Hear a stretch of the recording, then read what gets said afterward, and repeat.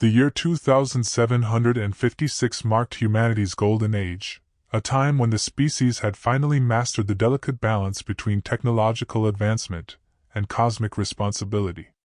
From her command station aboard the orbital fortress Aegis Prime, Admiral Mila Korsova gazed down at Earth's moon through the reinforced quantum glass viewport, watching the steady stream of harvester ships ascending from Luna's surface like luminous insects carrying precious nectar back to the hive. The moon had transformed beyond recognition over the past 3 centuries. Where once barren regoliths stretched endlessly under the stark contrast of eternal day and night, now gleaming extraction complexes dotted the landscape like metallic flowers blooming in an alien garden.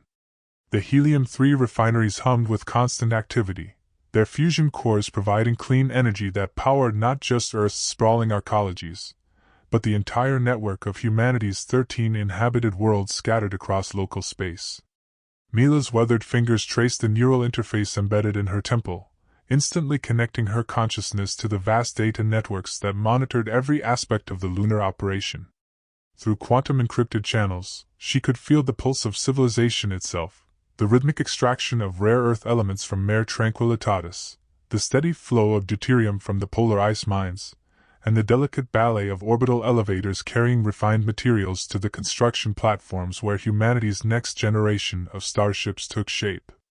"Admiral," came the voice of her aide, Lieutenant Commander Zhang Wei, his bioluminescent rank insignia glowing softly in the dim command center. "The morning productivity reports from Shackleton Base are in. They've exceeded quotas by 12% across all sectors." Mila nodded, her silver hair catching the light from the holographic displays that surrounded her command chair. At 73, she had spent more than half her life in service to humanity's expansion among the stars, rising through the ranks of the Solar Defense Force during the turbulent years of the Martian Independence Wars and the asteroid belt mining conflicts. Her dark eyes, still sharp despite the passage of decades, reflected the wisdom earned through countless battles and the burden of command that came with protecting humanity's most valuable assets. "Excellent work by Administrator Chen's teams," she replied, her voice carrying the weight of authority that came from being one of the most respected military leaders of her generation. "The Andromeda colony ships will need every ounce of processed tritium we can provide if they're to reach their destination within the planned timeframe." The lunar colonies represented the pinnacle of human engineering and determination. Deep beneath the moon's surface, vast underground cities housed nearly 2 million souls who had dedicated their lives to the extraction and refinement of the materials that fueled humanity's continuing expansion. The surface installations were marvels of technology, atmospheric processors that created breathable air from imported water and stored carbon dioxide, gravity generators that provided Earth normal conditions in the underground habitats, and defensive arrays that could obliterate any asteroid that threatened the delicate operation. Mila's neural interface chimed softly, drawing her attention to an incoming transmission from Luna Base Prime, the administrative heart of the moon's mining operation. The holographic image of Administrator Chinyuki materialized before her, the older woman's face bearing the characteristic pale complexion of those who spent their lives in artificial environments. "Admiral Korsova," Chin began, her voice carrying a note of excitement that immediately captured Mila's attention. "I wanted to personally inform you of a significant discovery in the Mare Oriental excavation site.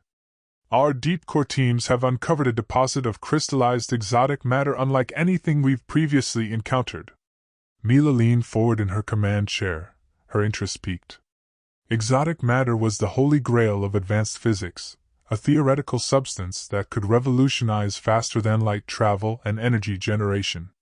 Its discovery would represent a quantum leap forward for human civilization, potentially opening pathways to distant galaxies that had previously existed only in the realm of scientific speculation. "What's the estimated yield?" Mila asked, her tactical mind already considering the security implications of such a discovery. "Conservative estimates suggest enough raw material to power our current FTL research for the next 2 centuries, Chen replied, her eyes gleaming with the fervor of a scientist confronted with the impossible made real. "Dr. Reeves believes this could be the breakthrough we need to develop true instantaneous travel between star systems." The implications were staggering. humanity's current faster-than-light drives, based on the manipulation of quantum foam and space-time distortion, could achieve speeds of roughly 50 times the speed of light. While impressive, these velocities still required months or years to travel between inhabited systems. True instantaneous travel would unite humanity's scattered colonies in a web of immediate communication and transportation, creating a galactic civilization that could expand and explore without the constraints of relativistic physics. Administrator Chin, Mila said, her voice taking on the serious tone that indicated a shift from casual conversation to official military business. I want this discovery classified at the highest levels immediately. Implement Protocol 7 security measures around the excavation site, and ensure that only personnel with cosmic-level clearances are granted access to the material. Chen nodded gravely, understanding the weight of Mila's words. Protocol 7 was reserved for discoveries that could alter the balance of power in human space, materials or technologies so significant that their existence alone could trigger conflicts between the various human colonies or attract unwanted attention from the unknown intelligences that humanity occasionally detected at the edges of explored space. Already implemented, Admiral, Chen confirmed. Dr. Reeves has been moved to a secure laboratory facility 3 kilometers below the surface, and the excavation site itself has been disguised as a routine helium-3 extraction operation. Mila's neural interface suddenly blazed with urgent priority alerts, the bioluminescent indicators around her command chair shifting from their usual calm blue to an alarming amber. Lieutenant Commander Zhang's voice cut through the command center's ambient hum with military precision. Admiral, we're receiving emergency broadcasts from the outer sensor grid, he reported, his fingers dancing across haptic interfaces as he pulled up tactical displays. Long-range scanners are detecting multiple unidentified objects on approach vectors toward lunar space. The holographic tactical display materialized in the center of the command chamber, showing the moon as a pale sphere surrounded by the orderly constellation of humanity's defensive installations.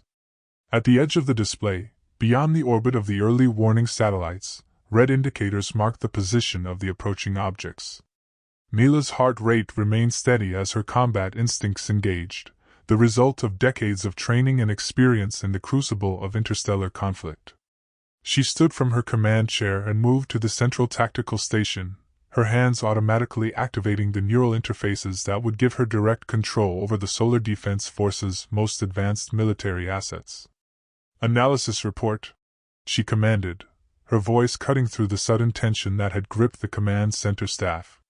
Sir, the objects are moving at approximately 20% light speed, far exceeding the capabilities of any known human vessel, Zhang reported, his voice maintaining professional calm despite the implications of his words. Mass displacement suggests vessels ranging from frigate to dreadnought class, and their trajectory appears to be a direct intercept course with Luna. Mila felt a chill run down her spine as the implications became clear. No human vessel could achieve 20% light speed, and no known civilization had ever demonstrated such technological capability. The objects approaching Luna represented either a massive breakthrough in human technology that had somehow escaped the notice of the Solar Defense Force, or the arrival of an alien intelligence with capabilities that exceeded humanity's most advanced projections. Time to intercept? She asked, her mind already beginning to formulate defensive strategies. Approximately 6 hours at current velocity, Zhang replied, his analysis algorithms working in parallel with the command center's quantum computers to project potential scenarios. 6 hours. Mila's tactical experience told her that 6 hours was simultaneously an eternity and an instant in space combat. Enough time to prepare defenses and coordinate with the scattered elements of the Solar Defense Force, but barely enough time to evacuate 2 million civilians from the lunar surface if the approaching vessels proved hostile. Alert status Dragon, Mila commanded, invoking the highest state of military readiness short of active warfare. Recall all vessels from patrol duties and establish a defensive perimeter around Luna. Send priority transmissions to Earth Command and the Mars Defense Grid. And get me a direct channel to President Walsh. The command center erupted into controlled chaos as Mila's orders rippled through the Solar Defense Force's command structure. Across human space, Warships changed course and accelerated toward Luna, their fusion drives pushing them to maximum velocity as humanity's most experienced military commanders prepared for a confrontation that would determine the fate of their species' most valuable possession. As Mila watched the tactical display update with the positions of responding defense vessels, she couldn't shake the feeling that this moment would be remembered as a turning point in human history. The discovery of exotic matter had promised to catapult humanity into a new age of exploration and expansion. Now, it seemed that the universe had responded by sending visitors whose intentions remained ominously unclear. President Elena Walsh's holographic image materialized in the secure communication chamber aboard Aegis Prime, her expression grave as she absorbed the tactical briefings that Admiral Korsova had transmitted in the previous hour. The leader of the United Human Colonies appeared older than her 68 years, the weight of governing 13 worlds and their associated territories having etched lines of responsibility deep into her features. "Admiral," President Walsh began, her voice carrying the measured tone of a leader who had navigated humanity through the challenges of interstellar expansion. "I've reviewed your tactical assessment. The approaching vessels represent technology decades beyond our current capabilities. What's your professional assessment of our defensive options?" Mila stood before the holographic image of her commander-in-chief, her hands clasped behind her back in the formal posture that military tradition demanded when addressing civilian leadership. Around them, the secure communication chamber hummed with the soft sounds of quantum encryption devices ensuring that their conversation remained beyond the reach of any potential listeners. "Madam President," Mila replied, her voice steady despite the magnitude of the situation they faced. "Our standard defensive protocols are designed to counter threats from human technology. Against vessels capable of 20% light speed, our numerical advantage becomes significantly less relevant. However, we have assets that may prove effective." She gestured toward the tactical display that had been updated with the latest intelligence from the outer sensor grid. The approaching alien vessels, now numbering 47 distinct contacts, maintained their steady approach toward Luna with mechanical precision that suggested advanced automation or a level of coordination that exceeded human capabilities. "The lunar defense grid includes 12 orbital platforms equipped with quantum singularity weapons," Mila continued, highlighting the positions of humanity's most powerful defensive installations on the display. "These weapons can theoretically damage any material object, regardless of technological sophistication. Additionally, our fleet elements include the dreadnoughts Invincible and Dauntless, both equipped with temporal displacement shields and neutron beam projectors."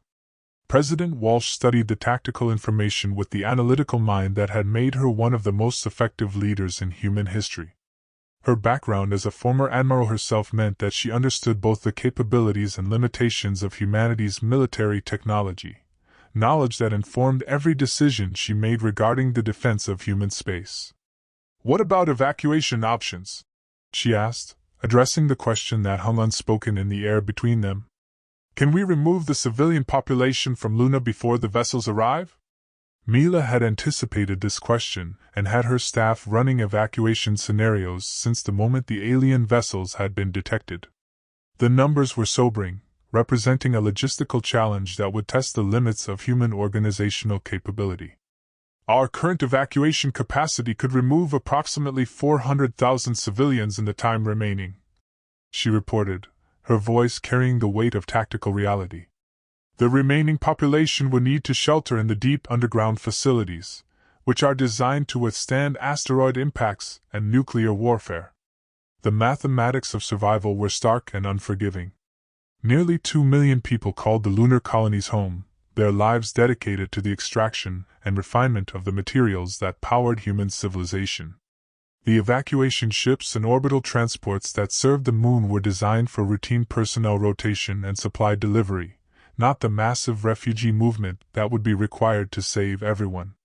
President Walsh was quiet for several moments, her expression reflecting the terrible burden of leadership when faced with decisions that would determine the fate of millions.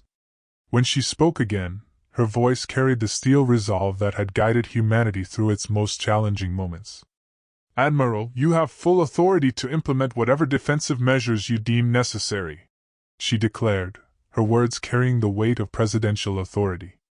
The lunar colonies represent not just economic assets, but the homes and lives of 2 million of our citizens.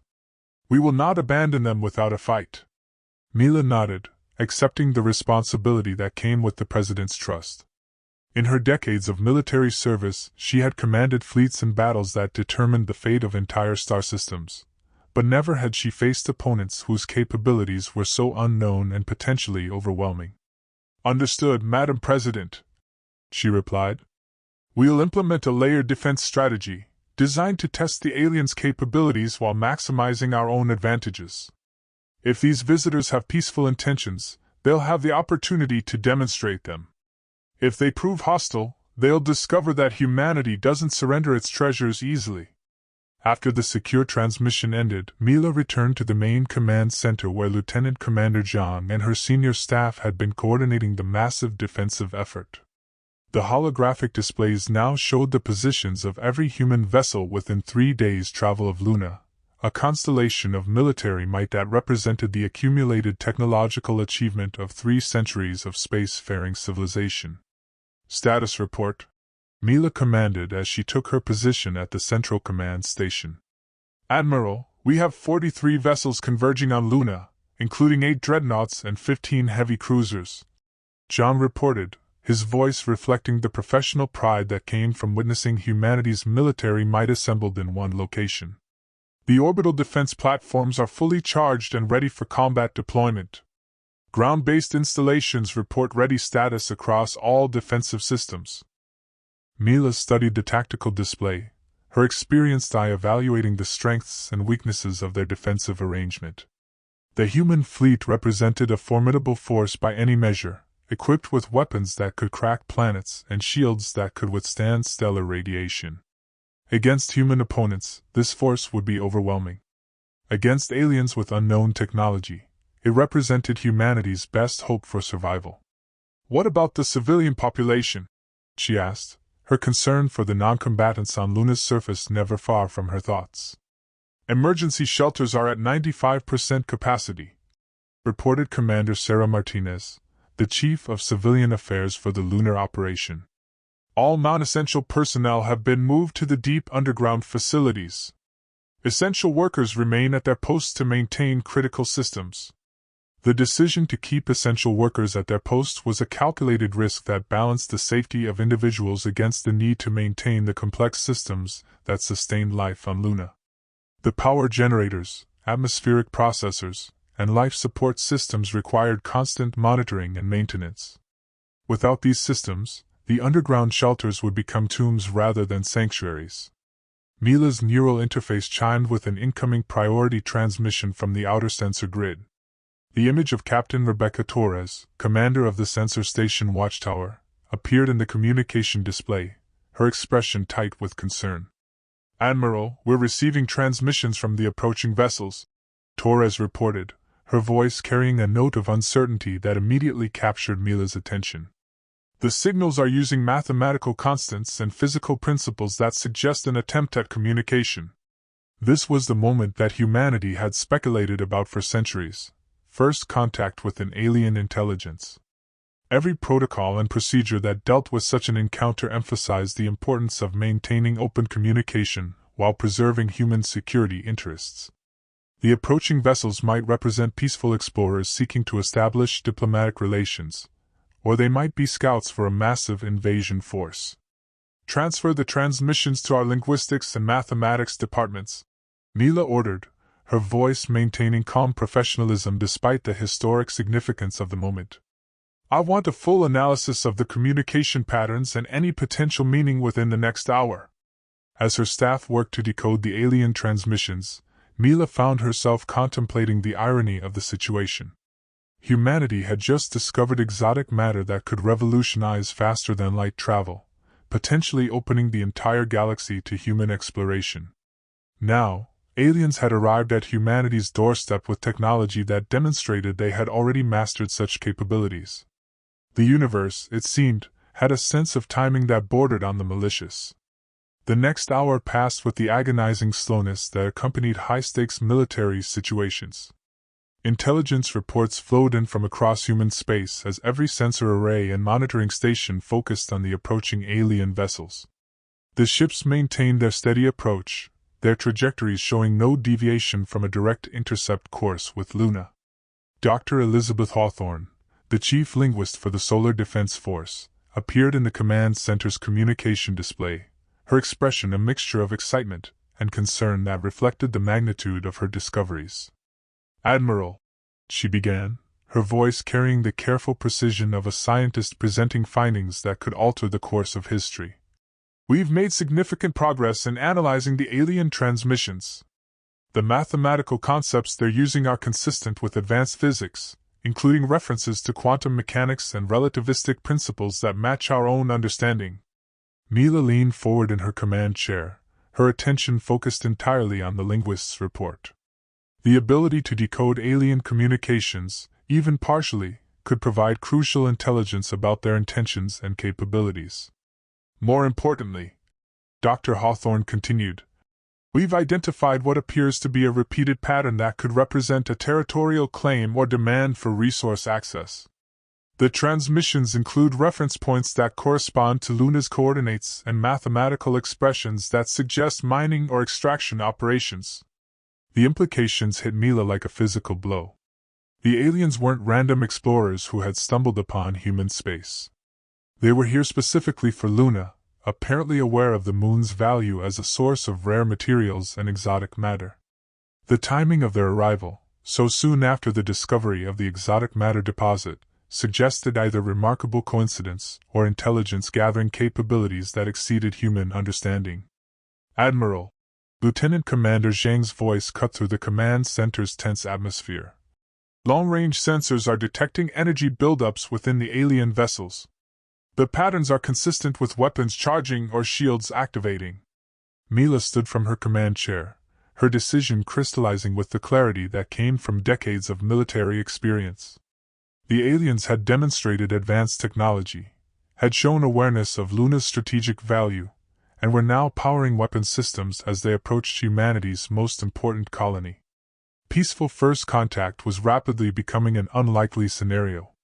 "Signal the fleet," she commanded, her voice carrying the authority of command that would commit humanity to its first interstellar war.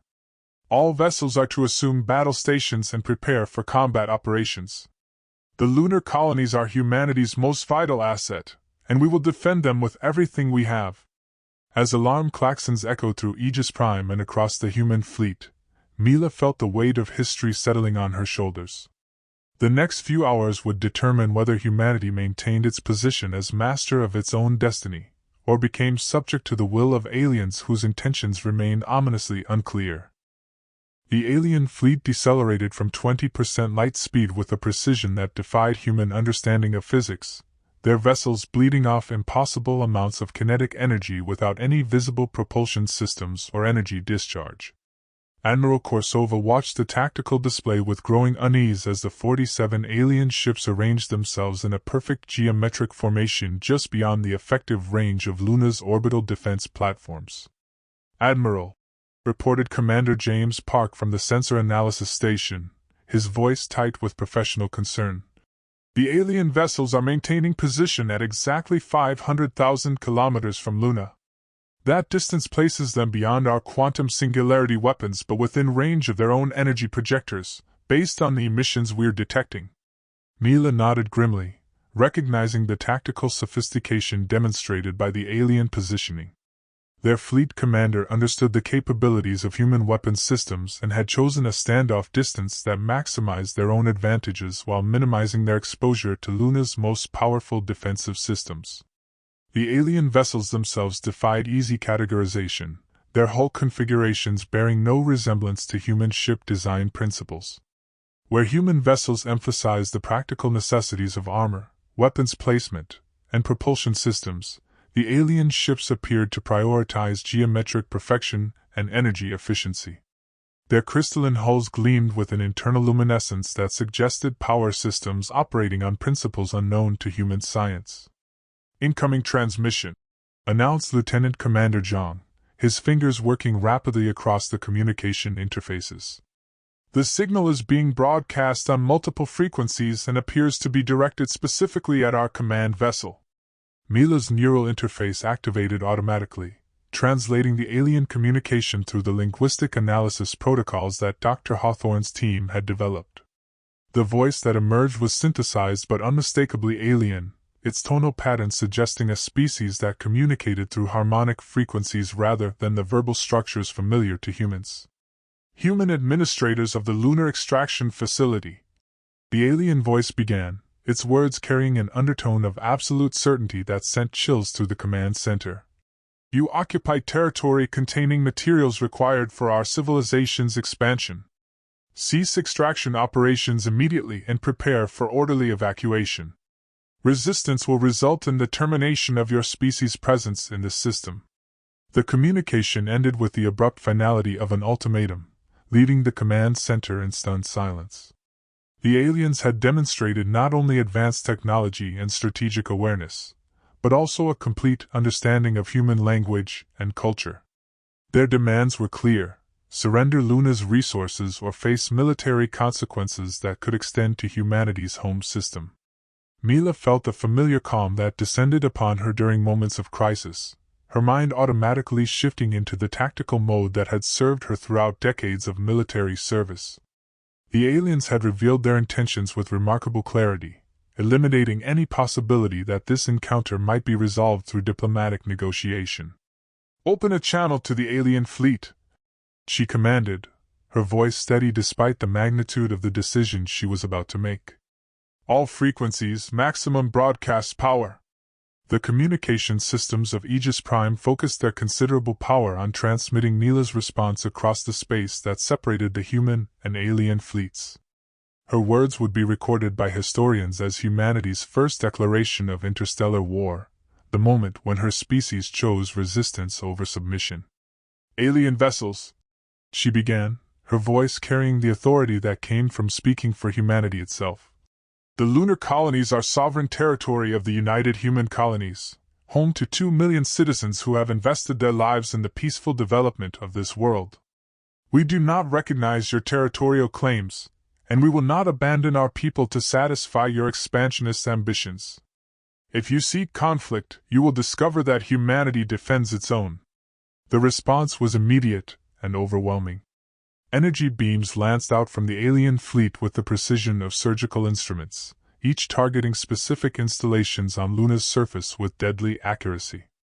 The first targets were the communication arrays and sensor stations, crucial infrastructure that would limit humanity's ability to coordinate defensive operations.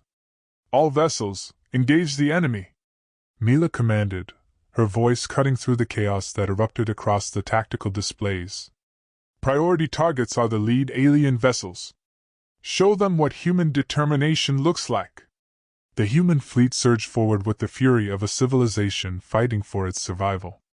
Dreadnoughts that had been designed to crack fortified worlds unleashed their full firepower against the alien vessels, neutron beams and plasma torpedoes filling the space between the fleets with deadly energy.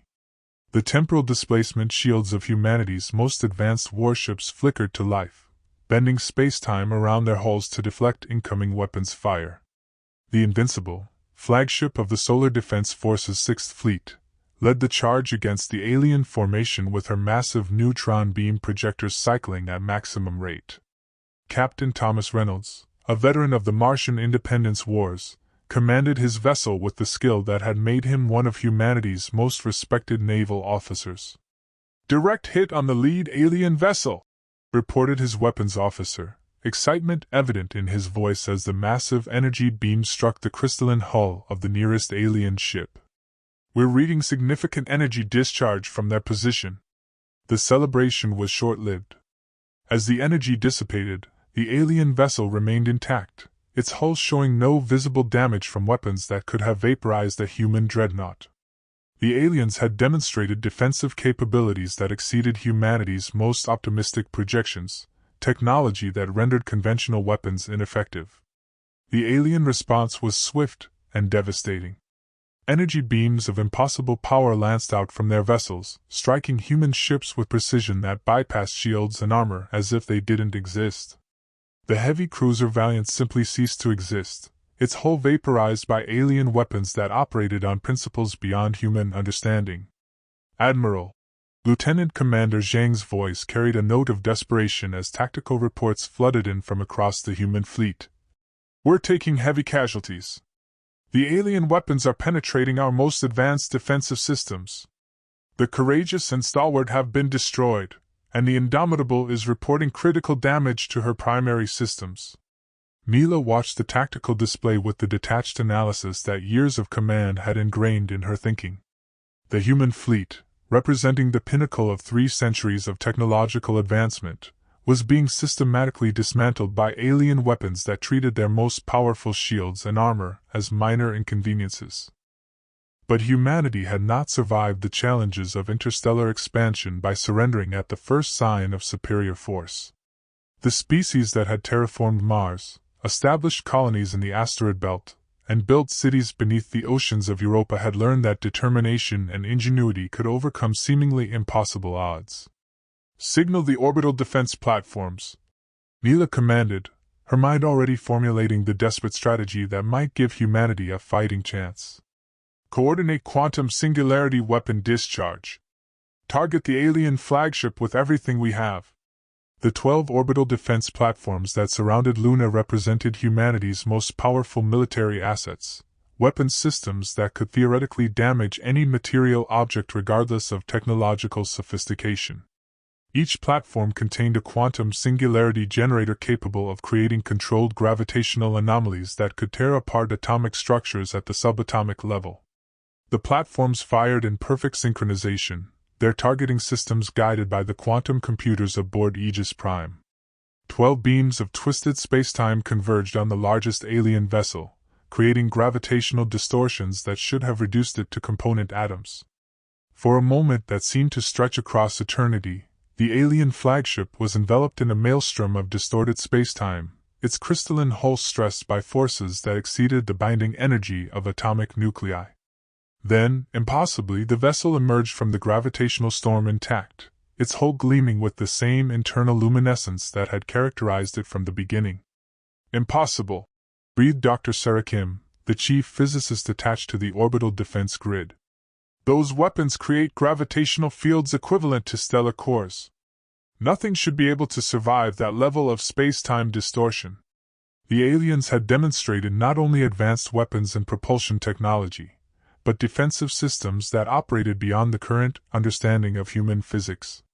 They had emerged from humanity's most powerful attack unscathed, proving that conventional military force would not be sufficient to defend Luna. Admiral Korsova felt the weight of responsibility settling on her shoulders as she contemplated the tactical situation. The human fleet was being steadily reduced by alien weapons, the orbital defense platforms had proven ineffective, and 2 million civilians on Luna's surface remained vulnerable to attack. Conventional military doctrine called for withdrawal to preserve remaining forces, but withdrawal would mean abandoning the lunar colonies to alien occupation. Admiral, Commander Martinez's voice cut through the command center's tense atmosphere. We're receiving emergency transmissions from the surface installations. The aliens are landing assault forces at the major extraction sites. They're moving directly toward the exotic matter excavation. The alien strategy became clear with devastating simplicity. They weren't seeking to destroy humanity's lunar presence, but to capture it intact. The exotic matter discovery that had promised to revolutionize human technology had instead attracted the attention of a civilization with capabilities that exceeded humanity's most advanced projections. The lunar colonies, built through 3 centuries of human effort and sacrifice, were being conquered by aliens who viewed them as convenient infrastructure for their own expansion. But Admiral Mila Korsova had not achieved her position by accepting defeat when faced with superior force. Throughout her career, she had demonstrated that tactical innovation and strategic thinking could overcome technological disadvantages. The aliens had superior weapons and defenses, but they had also revealed their primary objective, the exotic matter deposits that lay buried beneath Luna's surface. Signal all remaining vessels, she commanded, her voice carrying the determination that had made her one of humanity's most respected military leaders. We're implementing Operation Deep Strike. If we can't defeat them in space, we'll take the battle to Luna's surface and deny them the prize they seek. As the remnants of the human fleet prepared for a desperate ground assault, Admiral Korsova began planning the battle that would determine whether humanity remained master of its own resources or became subject to the will of aliens whose technological superiority seemed absolute. The war for Luna's exotic matter had begun, and the fate of human civilization hung in the balance. 3 hours after the first alien landing craft touched down on Luna's surface, Admiral Korsova received the tactical reports that confirmed her worst fears. The alien ground forces had established beachheads at 7 major extraction sites, their assault troops moving with mechanical precision toward the underground installations that contained humanity's most valuable resources. "Admiral," reported Colonel Marcus Chin, commander of Luna Base Prime's military garrison, his face appearing in the holographic communication display with grim determination. "The aliens have deployed approximately 3,000 ground units across the primary excavation sites. Their technology appears to be centuries ahead of our own, but they're showing tactical patterns that suggest they're not invincible." Mila leaned forward in her command chair, her attention focused entirely on the colonel's assessment. Throughout her career, she had learned that even the most technologically superior opponents could be defeated through tactical innovation and exploitation of strategic weaknesses. The aliens had demonstrated overwhelming advantages in space combat, but ground warfare operated under different principles that might offer humanity better opportunities for effective resistance. "What's your assessment of their ground combat capabilities?" she asked, her mind already beginning to formulate strategies that could exploit potential vulnerabilities in the alien invasion force. "Their individual units appear to be some form of powered armor or robotic system," Chen replied, his voice carrying the analytical tone of a professional soldier evaluating enemy capabilities. "They're highly resistant to conventional weapons, but we've discovered that electromagnetic pulse devices can disrupt their coordination systems. More importantly, they seem to be operating under centralized command protocols that limit their ability to adapt to unexpected tactical situations." This intelligence provided the first glimmer of hope that humanity might be able to mount effective resistance against the alien invasion. Centralized command systems, while efficient for coordinated operations, created vulnerabilities that could be exploited by forces willing to accept the risks of asymmetric warfare. Lieutenant Commander Zhang's voice cut through the command center's focused atmosphere as priority alerts blazed across the tactical displays. "Admiral, we're detecting massive energy buildups from the alien fleet. Analysis suggests they're preparing to bombard the surface installations with orbital weapons." The tactical implications were immediately clear to Mila's experienced military mind. The aliens were preparing to destroy any human infrastructure that might interfere with their extraction operations, effectively eliminating humanity's ability to mount organized resistance from Luna's surface installations. "Colonel Chen," Neela commanded, her voice carrying the urgency of a commander who understood that time was running out for her ground forces. "Implement Protocol Omega immediately. Get your people into the deep underground installations and prepare for extended siege operations." Protocol Omega was the contingency plan that had been developed for catastrophic scenarios involving the potential destruction of Luna's surface infrastructure. The protocol called for the evacuation of all personnel to the deepest underground facilities, where they could survive orbital bombardment and continue resistance operations using the complex tunnel networks that connected Luna's major installations. "Understood, Admiral," Chen replied, his image already flickering as communication interference increased. "We'll maintain contact through the quantum entanglement networks as long as possible. Give us help from up there." The transmission ended just as the alien orbital bombardment began. Energy beams of impossible power lanced down from the alien fleet, striking Luna's surface installations with precision that vaporized entire complexes in seconds. The atmospheric processors, gravity generators, and surface manufacturing facilities that had taken decades to construct disappeared in brilliant flashes of light that could be seen from Earth. Mila watched the destruction of humanity's most important colony with the detached analysis that years of military service had taught her to maintain during crisis situations. The loss of Luna's surface infrastructure represented a devastating blow to human industrial capacity, but the underground installations remained intact, and with them the possibility of continued resistance. "Admiral," Dr. Hawthorne's voice appeared in the communication display, her expression reflecting the desperate urgency of someone who had made a crucial discovery. "We've completed analysis of the alien communication protocols. I believe we've identified a critical weakness in their command structure." Mila's attention focused immediately on the linguist's report, understanding that information warfare might provide humanity's best opportunity to level the playing field against technologically superior opponents. "The aliens appear to be using quantum entanglement networks for instantaneous communication between their vessels and ground forces," Dr. Hawthorne explained, her voice carrying the excitement of a scientist who had uncovered a potentially decisive intelligence breakthrough. "However, their communication protocols show predictable patterns that suggest their command systems are highly automated. If we can introduce carefully crafted interference into their networks, we might be able to disrupt their coordination." The concept of electronic warfare against alien communication systems represented a desperate gamble, but it offered humanity's first real opportunity to exploit a potential weakness in the alien invasion force. If Dr. Hawthorne's analysis was correct, the same technological sophistication that made the aliens nearly invincible in conventional combat might also create vulnerabilities that could be exploited through cyber warfare techniques. "What would you need to implement such an attack?" Mila asked, her mind already considering the resources that could be allocated to such an operation. "Access to one of their communication nodes," Dr. Hawthorne replied, her expression reflecting the enormous challenge represented by her proposal. "We would need to capture intact alien communication equipment and analyze its quantum encryption protocols. Once we understand their system architecture, we could potentially introduce viruses or logic bombs that would cascade through their entire command network." The plan was audacious to the point of desperation, requiring human forces to capture alien technology while fighting an enemy that had demonstrated overwhelming technological superiority.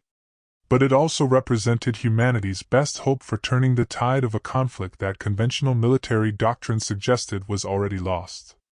"Colonel Chen," Mila transmitted to the underground installations on Luna's surface, "we need you to acquire alien communication equipment for analysis. I know it's a desperate mission, but it might be our only chance to develop effective countermeasures against their technological advantages." Chen's response came through the quantum entanglement networks that connected the deep underground installations, his voice distorted by the interference from the ongoing alien operations but still clearly determined. "We'll get you what you need, Admiral. My people didn't come this far to surrender Luna to alien scavengers." As Colonel Chen's ground forces prepared for their desperate mission to capture alien technology, Mila turned her attention to the broader strategic situation that would determine humanity's survival. The alien fleet maintained its position beyond the effective range of Luna's remaining defensive systems, apparently content to allow their ground forces to secure the exotic matter deposits without risking their vessels to human weapons. "Lieutenant Commander Zhang," she commanded, "prepare the remaining fleet for Operation Deep Strike. We're going to use the aliens' focus on Luna against them." Operation Deep Strike was a tactical maneuver that Mila had developed during the asteroid belt mining conflicts, a strategy that involved sacrificing immediate tactical advantages to achieve strategic objectives. If the alien fleet was committed to protecting their ground operations on Luna, they might be vulnerable to attacks against their supply lines and command vessels.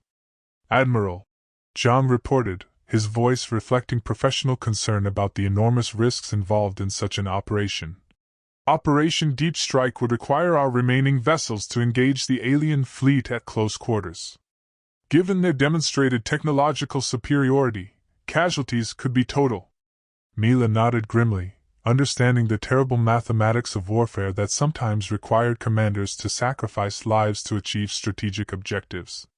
The human fleet had already been reduced from 43 vessels to 17 by alien weapons that treated humanity's most advanced technology as minor inconveniences. Operation Deep Strike would likely result in the destruction of most or all of the remaining human vessels. But the operation might also provide the distraction necessary for Colonel Chen's ground forces to capture alien communication equipment, potentially giving humanity the intelligence breakthrough needed to develop effective countermeasures. And if Dr. Hawthorne's analysis was correct, disrupting the alien command networks might neutralize their technological advantages long enough for human forces to mount effective resistance. "Signal the fleet," Mila commanded, her voice carrying the weight of a decision that would determine the fate of millions. "All vessels are to prepare for close-quarters engagement with the alien fleet. We're going to give Colonel Chen's people the time they need to capture alien technology." As the remnants of humanity's lunar defense fleet prepared for what would likely be their final battle, Admiral Korsova contemplated the irony of their situation. Humanity had discovered exotic matter that promised to revolutionize faster-than-light travel, potentially opening the entire galaxy to human exploration. Instead, that discovery had attracted the attention of aliens whose technology demonstrated that they had already mastered such capabilities centuries ago. But throughout their expansion into space, humans had learned that determination and ingenuity could overcome seemingly impossible odds. The species that had survived the challenges of terraforming hostile worlds and establishing colonies in the vacuum of space would not surrender their greatest achievement without exhausting every possible avenue of resistance. The battle for Luna's exotic matter had become a struggle for humanity's right to exist as an independent civilization, and Admiral Mila Korsova was determined that her species would not go quietly into the night.